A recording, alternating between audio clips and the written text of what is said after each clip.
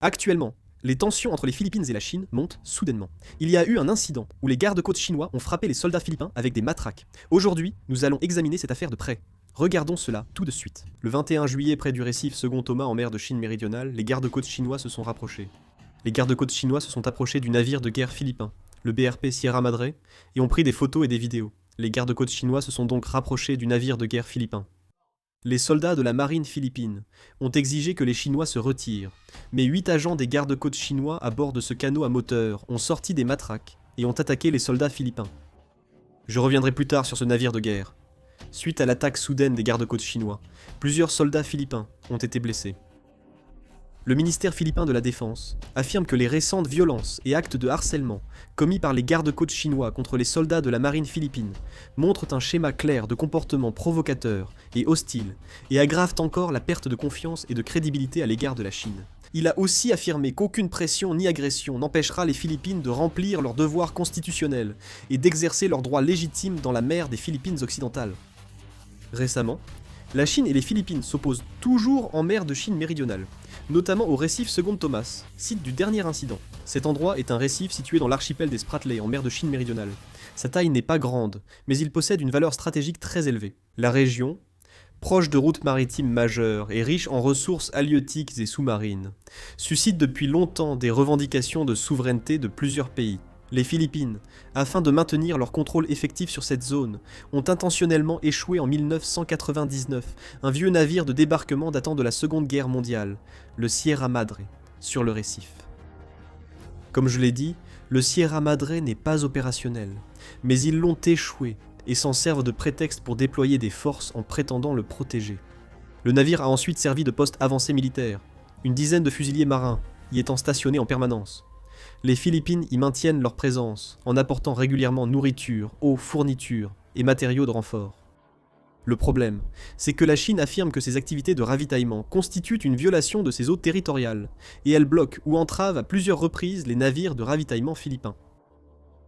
Les gardes-côtes chinois et les navires de milices maritimes ont souvent suivi ou bloqué les navires philippins.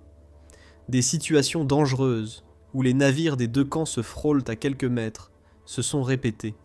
Le cas où la tension a été la plus forte s'est produit en juin 2024. À ce moment-là, les forces des gardes-côtes chinois ont percuté un bateau de la marine philippine à bord de hors-bord. Au cours de cet incident, un soldat de la marine philippine a été grièvement blessé, subissant une amputation du pouce droit. Les Philippines ont vivement protesté, affirmant que la Chine répétait des actes de coercition dangereux. De son côté, la Chine a déclaré qu'elle faisait respecter la loi dans ses propres eaux, ce qui a encore intensifié la confrontation entre les deux parties. Cette fois, les gardes-côtes chinois ont attaqué ouvertement les soldats philippins avec des bâtons, montrant l'escalade du conflit entre les deux parties. La Chine affirme que les Philippines se sont approchées dangereusement et ont attaqué en premier. Et selon la Chine, au cours de cet incident, des membres philippins auraient d'abord attaqué de manière malveillante les agents chinois chargés de l'application de la loi avec des couteaux et des bâtons. Par ailleurs, la Chine a affirmé qu'après l'incident, la partie philippine a déformé les faits et a faussement accusé la Chine, exhortant les Philippines à cesser immédiatement leur propagande manipulée et mensongère. Récemment, le conflit entre la Chine et les Philippines s'est étendu au-delà des affrontements militaires pour inclure une guerre d'opinion et une guerre psychologique. Une vidéo d'IA diffusée par les médias officiels chinois a provoqué une controverse internationale. Dans cette vidéo, un singe en costume traditionnel philippin chante ou agit sur les instructions de personnages représentant les États-Unis et le Japon. Dans la vidéo, le singe se fait traiter d'idiot, sort un papier marqué « Arbitrage de la mer de Chine méridionale », le jette aussitôt et subit une attaque au canon à eau. Cela évoque les gardes-côtes chinois utilisant des canons à eau contre des navires philippins, amplifiant la controverse. La publication de cette vidéo était particulièrement sensible. La vidéo a été publiée le jour où les Philippines commémoraient le 10e anniversaire de la décision de la Cour permanente d'arbitrage sur la mer de Chine méridionale, favorable aux Philippines. De nombreux médias et experts philippins ont estimé qu'il était difficile de considérer cela comme une coïncidence, allant même jusqu'à analyser que le moment avait été choisi intentionnellement pour se moquer des Philippines. Par-dessus tout, La raison principale de l'ampleur de la controverse est que cela a été publié non pas par un simple internaute, mais par le compte d'un média d'État chinois. Cela a été publié. Il est généralement admis qu'il est difficile de dissocier ce média du gouvernement lui-même, ce qui a été perçu comme une insulte nationale aux Philippines. Le ministère des Affaires étrangères des Philippines a vivement protesté, affirmant que cette vidéo était raciste et gravement insultante, et a déclaré qu'il s'agissait d'un acte non seulement désagréable mais absolument inacceptable. Il a exigé que la Chine retire la vidéo, appelant à préserver la dignité minimale et le respect mutuel dans la communauté internationale. Le ministère de la Défense des Philippines a également exprimé une position beaucoup plus ferme. Le ministre de la Défense, Gilberto Teodoro, a critiqué le comportement inhumain, récemment affiché par le Parti communiste chinois, affirmant qu'il ne pouvait plus être ignoré ou toléré. Il a souligné que ces actions démontrent, une fois de plus, que la Chine n'est pas un voisin stable et digne de confiance. Dans la sphère politique, certains accusent la Chine d'aggraver les conflits diplomatiques et demandent une réponse ferme, tandis que le ministère chinois des Affaires étrangères reste distant. Ils ont précisé que la vidéo ne reflète pas la position officielle du gouvernement chinois et n'ont pas commenté davantage. Le fait que la vidéo ait été produite par un média d'État suscite toujours des débats sur la crédibilité de cette explication au sein de la communauté internationale. Les Philippines, alliés clés des États-Unis, ont notablement changé leur politique étrangère et de sécurité depuis l'arrivée au pouvoir de Ferdinand Marcos Jr. en 2022. Le gouvernement de Rodrigo Duterte privilégiait la coopération économique avec la Chine et évitait les conflits en mer de Chine méridionale. Depuis son arrivée, le gouvernement Marcos affirme vouloir défendre la souveraineté et les droits maritimes des Philippines en mer de Chine méridionale. Face à l'intensification des activités des gardes-côtes et des navires de milices chinois, le gouvernement Marcos a estimé qu'il ne fallait plus réagir de manière passive. En réalité, il a rapidement renforcé la coopération militaire avec les États-Unis. Conformément à l'accord récent d'élargissement de la coopération en matière de défense entre les États-Unis et les Philippines, des bases supplémentaires ont été ouvertes à l'usage des forces américaines, et l'ampleur des exercices militaires conjoints a également augmenté par rapport à auparavant. Elle est bien plus importante qu'avant, et pas seulement avec les États-Unis, mais aussi avec le Japon. En renforçant aussi la coopération sécuritaire avec l'Australie et d'autres pays, ils mettent en place un dispositif de réponse commune à la pression militaire chinoise. Du point de vue de la Chine, les Philippines commencent à jouer un rôle clé en tant que point stratégique dans la stratégie américaine visant à contenir la Chine. C'est pourquoi les affrontements entre les deux pays sont devenus beaucoup plus fréquents qu'auparavant. L'armée et les gardes-côtes philippins poursuivent le ravitaillement dans la zone de conflit, tandis que les gardes-côtes chinois réagissent en tirant des canons à eau ou en percutant les navires pour les bloquer.